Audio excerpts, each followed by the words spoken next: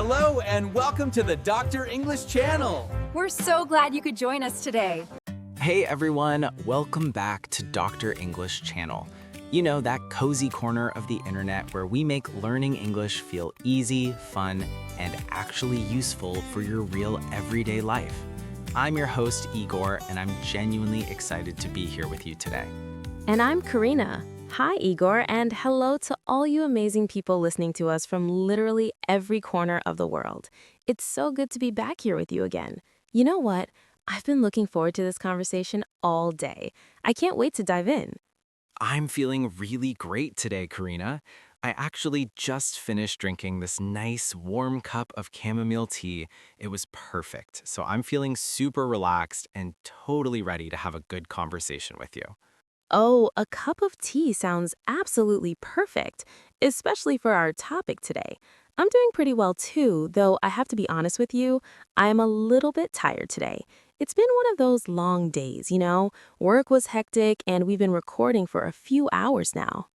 Don't worry, Karina. Actually, if you're feeling tired, then today's topic is absolutely perfect for you. Like, it couldn't be more fitting. Today, we're talking about the night, specifically our nighttime routines. Ah, the night. Honestly, it's my favorite time of the day. We're going to explore everything we do in the evening, you know, from the moment we finally finish work and clock out, all the way until that magical moment when we finally close our eyes and drift off to sleep. Exactly. We're going to learn really practical, easy English words and phrases for our night routine. That's basically the set of things you do every single evening to wind down and get ready for bed. It's such a universal experience, but everyone does it a little differently. It sounds like it's going to be wonderful and relaxing to talk about.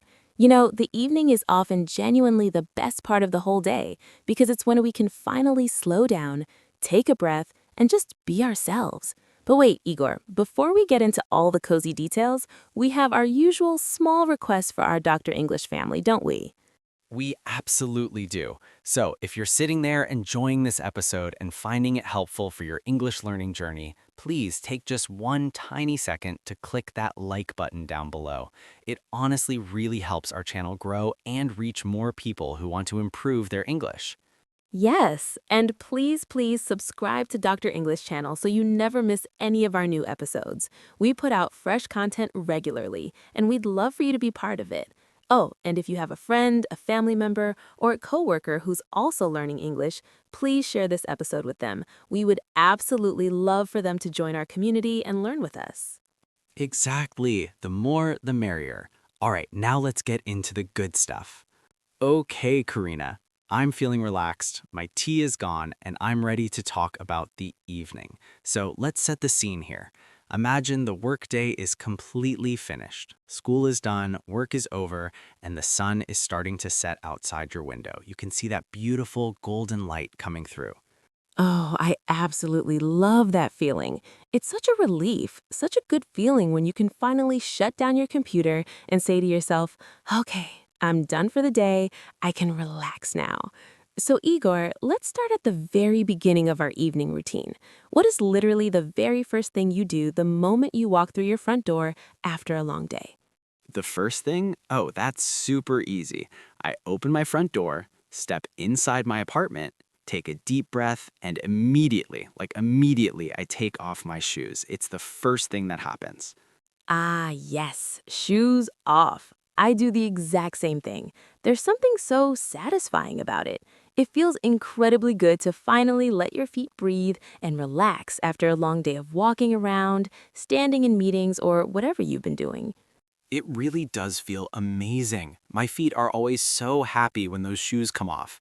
After the shoes are off and neatly placed by the door, I put my work bag down, usually just drop it on the floor, honestly, and then I immediately go change my clothes. This step is very important for me. It's like a ritual. 100%. I totally understand that. I do the exact same thing without even thinking about it. I immediately take off what I call my work clothes. You know, the nice professional shirts and blouses we wear to look presentable and put together at the office.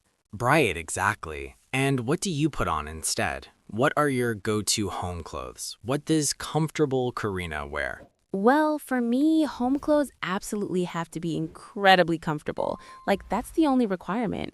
I usually put on this very old, very soft, kind of faded blue t-shirt that I've had for probably 5 years. It's got a couple of small holes in it, but I refuse to throw it away because it's so comfortable. Nice. I totally get that. Never throw away the perfectly broken and comfortable clothes. And what about the bottom? What do you wear for pants? I wear really soft pants, definitely not jeans. Maybe sweatpants or sometimes these cotton lounge pants I have. They're absolutely not beautiful or fashionable, but oh my God, they are so comfortable, like wearing clouds on your legs. I know exactly what you mean. Fashion goes completely out the window when you're at home. I actually have what I specifically call my home sweater.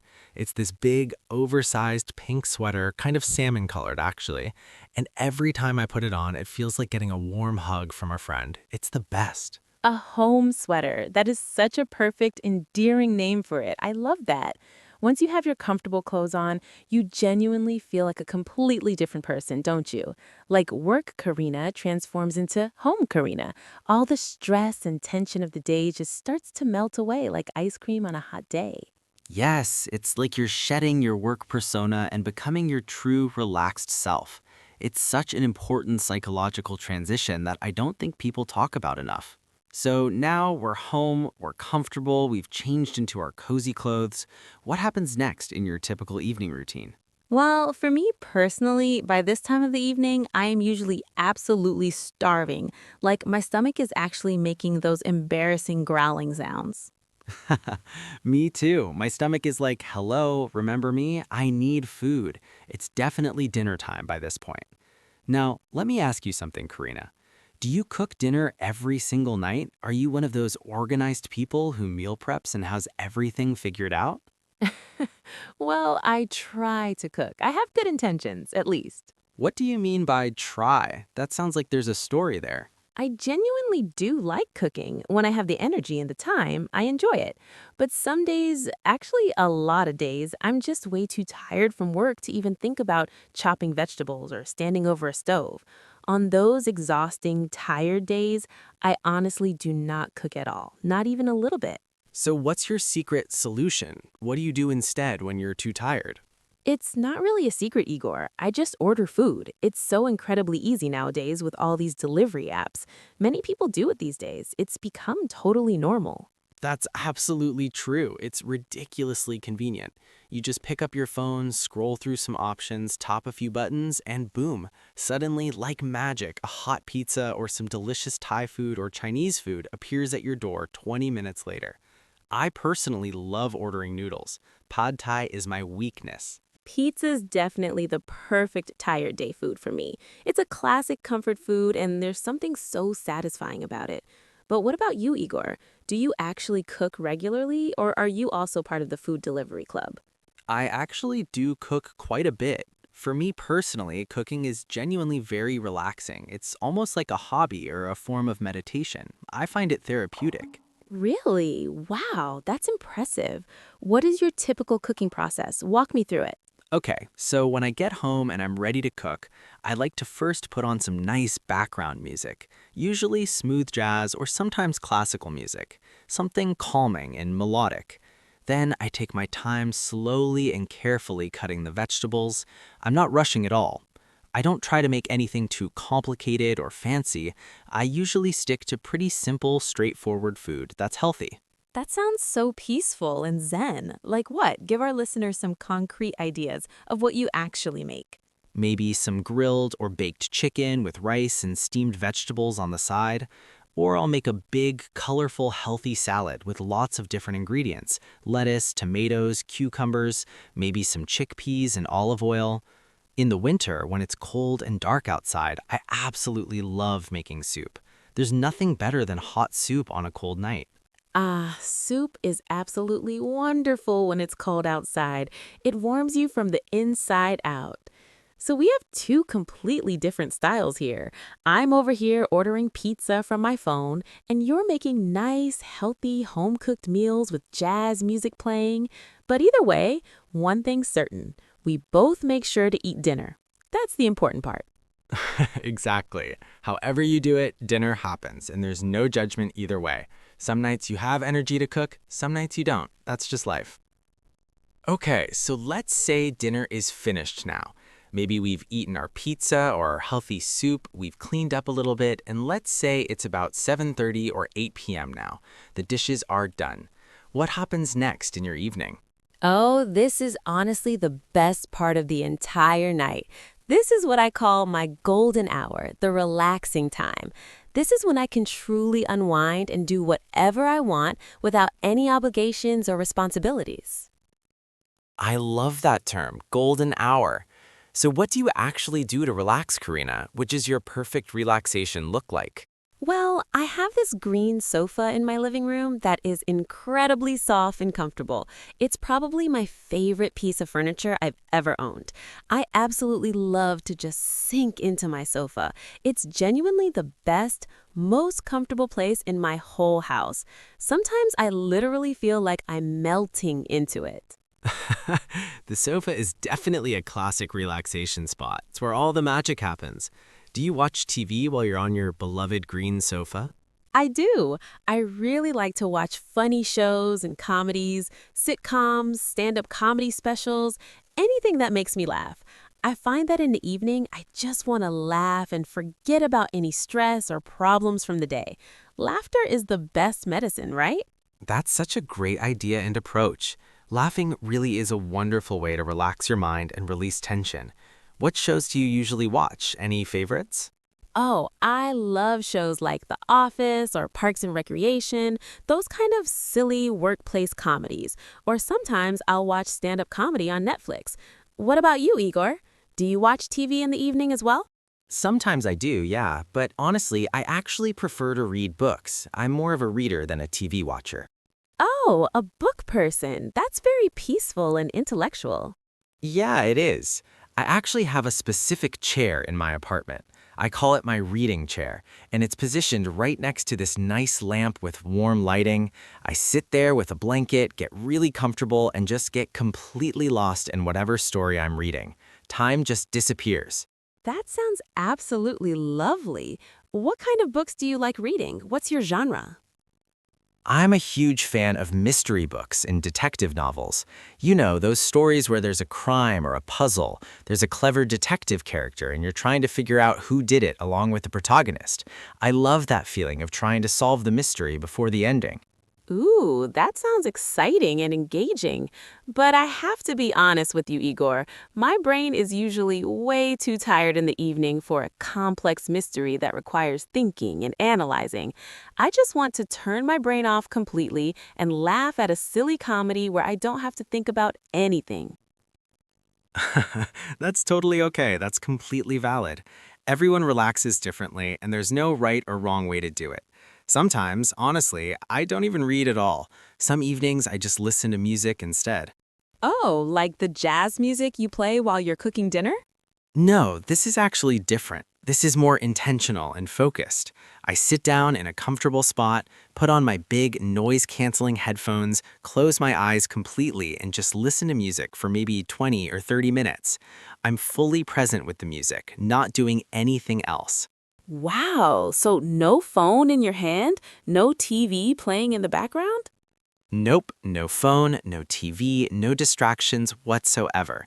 Just me and the music. It really helps my brain feel quiet and calm. It's like meditation, but with music. All the thoughts and worries from the day just kind of fade away. Wow, Igor, that is honestly such a beautiful idea. My brain is always so busy and overstimulated with emails, social media, text messages, news alerts, everything constantly demanding my attention. I really should try your headphone method. It sounds incredibly peaceful. You definitely should. It's genuinely life-changing. Even just 15 minutes makes such a huge difference in how you feel. But Igor, let me ask you something. Do you always stay home in the evenings, or do you sometimes go out? What do you mean exactly? Well, do you ever go out in the evening for nightlife? You know, going out on the town, experiencing the city at night? Nightlife? Whoa, that sounds very exciting and glamorous. Do you mean like going to clubs and dancing until 3 a.m., that kind of nightlife? Exactly. Dancing, nightclubs, bars, big parties with lots of people and loud music. No, no, definitely not. I do not go dancing at clubs. That's really not my scene at all. My version of nightlife is very, very quiet and calm. Maybe going to a quiet bar for one drink maximum. I'm basically the same way, to be honest. Most nights I'm perfectly happy at home. But sometimes, maybe on a Friday or Saturday night when I have energy, I do like to go out and be social. Friday night is definitely different. It's the start of the weekend, so you have more energy. What do you typically do when you go out on Friday nights? Sometimes I meet up with my close friends at a nice restaurant for dinner. It's so much fun and refreshing to sit around a table, eat good food, talk, laugh, and catch up with people you genuinely care about. Good conversation over good food, that's the best. That sounds really nice. Or you could go to the cinema to see a new movie. Yes, I love going to the movies. There's something special about the theater experience. And you absolutely have to buy the giant bucket of buttery popcorn. That's non-negotiable. The popcorn is honestly the most important part of the entire movie-going experience. The movie is secondary. It really is. So yeah, maybe 1 or 2 nights a week I'll go out and do something social, but honestly, most nights, like 5 or 6 nights a week, I stay in. I guess I'm a bit of what you'd call a homebody. Homebody. Oh, that's actually a really great vocabulary word that our listeners should know. What exactly is a homebody? A homebody is basically a person who genuinely loves being at home more than going out. Home is their favorite place in the entire world. They prefer cozy nights in over wild nights out. They'd rather wear pajamas than party clothes. Well, then I am definitely 100% a homebody. I absolutely love my home, my comfortable sofa, my reading chair, and my books. It's my perfect sanctuary. There's truly no place I'd rather be. Me too. There's something so comforting and safe about being in your own space, surrounded by your own things, wearing comfortable clothes. It's the best feeling. Okay, so we've eaten dinner, we've relaxed on the sofa, we've watched our shows or read our books. Now it's getting genuinely late. Maybe it's 10 p.m. or 10:30 p.m., and you can feel that tiredness starting to set in. Yes, exactly. And that's when I start to feel sleepy. My eyes start to feel really heavy, like they want to close. My body's telling me, okay, it's time. It's bedtime now. Bedtime, the most important routine of all. What's your very first step in your bedtime routine? First thing, I turn off the TV or close my laptop, whatever I've been using. Then I always say goodnight to my cat, Suki. That's an important part of my routine. Oh, wait, you have a cat? I didn't know that. Tell me about Suki. I do. Suki is this adorable small black cat with bright yellow eyes. She's very sweet, but also very independent. Every night I bend down, pet her soft fur, and say, "Good night, Suki, sweet dreams." And then she usually just ignores me and goes to sleep in her favorite spot by the window. That's so typical of cats. They're such independent creatures. So after saying goodnight to Suki, where you go? Then I head to the bathroom to start my getting ready for bed routine. This is crucial. Ah, yes, the classic bathroom bedtime routine. Exactly. First thing, I brush my teeth thoroughly. It's very important to brush for at least 2 full minutes. That's what dentists recommend. I actually have an electric toothbrush that has a timer, so I know I'm brushing long enough. Good job. Brush, brush, brush those teeth. I do the exact same thing. I brush for 2 minutes, making sure to get all the surfaces. And I also wash my face really well with warm water and face soap. Me too. I have this whole skincare routine, actually. Using warm water to wash your face feels so good and refreshing. It's like a signal to your body that the day is officially finished and it's time to wind down. Then I put on moisturizer and eye cream. Oh, you do a full skincare routine. That's great for your skin. And then after all that, it's time for the best, most comfortable clothes of all, pajamas. Yes, pajamas are the best. We really do change clothes so many times throughout this whole routine, don't we? We've got our work clothes, then our home clothes, and finally our sleeping pajamas. 3 complete outfit changes. We really do. It's like we're actors changing costumes for different scenes. My pajamas are gray, a soft gray t-shirt and matching gray cotton pants. I specifically chose gray because I think it's a very calm, neutral, relaxing color that's perfect for sleep, not too stimulating. That makes sense. Mine are blue and white with these cute little yellow stars printed all over them. I love them so much. They make me feel cozy and peaceful. Stars on pajamas? That's perfect and very fitting for nighttime. I love that. So, you're in your comfortable gray pajamas, your teeth are brushed, your face is washed. Do you go to sleep immediately, Igor? Do you just collapse into bed? No, not quite yet. I have a couple more things I need to do. First, I have to check my phone one last time. Igor, but all the experts say that looking at your phone right before sleep is terrible for you. The blue light messes with your brain. I know. I've heard that too, and I mostly agree. But I only use my phone for two very specific, very important things, and then I put it away. I promise. Okay, what are these two crucial things? They better be good. Thing number one, I set my alarm for the morning. I need to wake up on time for work, so this is absolutely essential. Oh, okay, that's fair. That's definitely necessary. Me too. What time do you typically set your alarm for?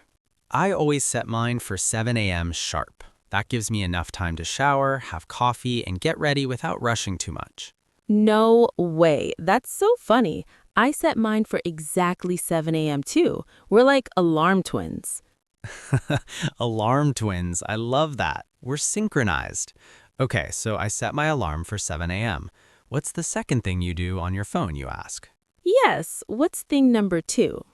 I quickly check the weather forecast for tomorrow. Just a quick glance to see what the temperature will be and if it's going to rain or be sunny. Oh, that's actually very smart and practical. That way, if you see it's going to rain tomorrow, you know you need to remember your umbrella. And if it's going to be cold, you can plan to wear a warmer jacket. Exactly. I like to be prepared and know what to expect. And as soon as I'm done checking the weather, literally immediately, I put my phone far, far away from my bed. Far away? You don't keep it on your nightstand next to your bed like most people? Nope, absolutely not. I intentionally put it on my desk all the way across the room. That way, I'm not at all tempted to keep picking it up and mindlessly scrolling through social media or reading news articles for another hour. It's out of reach. That is honestly a very, very good habit. I should do that more consistently. I also try to put my phone far away, but sometimes I'm lazy and leave it nearby, and then I end up scrolling Instagram for way too long. But what do you do in those final moments right before you close your eyes and drift off? I read again, but this time it's different from my earlier reading session. Wait, you read in your reading chair earlier in the evening and then you read again in bed? You're a serious reader. Yes, but the bedtime reading is different in purpose and style. I get under my covers, arrange my pillows just right so I'm comfortable and supported, and I read a real paper book. Not an e-reader or tablet, but an actual physical book with paper pages. I absolutely love the feeling of paper books. There's something special about them. They're so much better and more satisfying than reading on a screen. You can feel the pages, smell the paper. It really is better. There's something almost magical about it. I read for just 5 or 10 minutes, not long, just enough to make my eyes start to get very heavy and tired. And then when I can barely keep my eyes open anymore, I carefully place my bookmark, close the book, turn off my bedside lamp, and that's it. That sounds like such a perfect, peaceful, calm bedtime routine, Igor. Thank you so much for sharing all those details with us. I learned some new ideas I might try. And then I close my eyes, take a deep breath, and good night. I'm out like a light. Good night, Igor. Sweet dreams. Wow, I can't believe our time together is already gone. This episode flew by. You're absolutely right. Time really flies when you're having fun talking about night routines and relaxation. It's been such a pleasant conversation. It really has. This was such a calming, relaxing conversation to have. Honestly, I'm feeling a little sleepy myself right now just from talking about all this bedtime stuff. Oh no, don't fall asleep on me yet, Karina. We still have to properly say goodbye to all our wonderful listeners first. Stay with me. You're right, you're right. Okay, I'm awake. We genuinely hope this episode was helpful and enjoyable for all of you listening at home, at the gym, in your car, or wherever you are. We hope you learned some new, practical English words and phrases today, like pajamas, relax, unwind, brush my teeth, homebody, set an alarm, wind down, night routine, cozy, or comfortable. These are all super useful words that you'll use all the time. And before we go, we would absolutely love to hear from you. Please leave a comment down below and tell us, what do you personally do to relax in the evening? What's your routine? Yeah. Do you watch TV shows like me? Do you read mystery books like Igor? Or do you listen to music with big headphones? Or maybe you do something completely different that we didn't even mention. Also, let us know, what time do you typically go to bed? Are you an early sleeper or a night owl?